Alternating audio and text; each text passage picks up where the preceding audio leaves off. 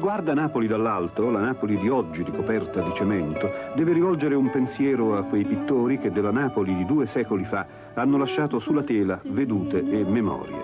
La pittura vedutistica napoletana presenta una notevole produzione con diversi livelli di qualità artistica, sempre in ogni caso eccezionali documenti pittorici d'un mondo in cui natura e cultura avevano un feeling.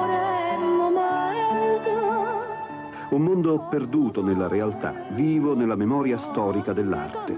Uno spicchio di questo mondo è in mostra a Roma, nella Galleria d'Arte di Piero Trincia, con rari esemplari delle 3 fasi di questo genere di pittura. Le vedute acquarellate, note come gouache, dipinte da artisti spesso anonimi a futura memoria dei forestieri in visita nella terra ove fiorivano copiosi i limoni.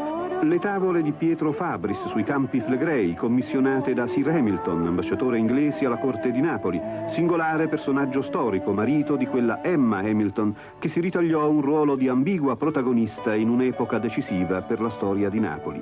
Tavole in cui la suggestione della forma e dei colori si unisce alla precisione geografica. E infine la scuola di Posillipo, che nella storia dell'arte ha inciso i nomi di grandi pittori, ribelli al cavalletto accademico, attratti dai paesaggi di grande respiro di una Napoli ancora pura nei suoi lineamenti e folgorante nei suoi colori.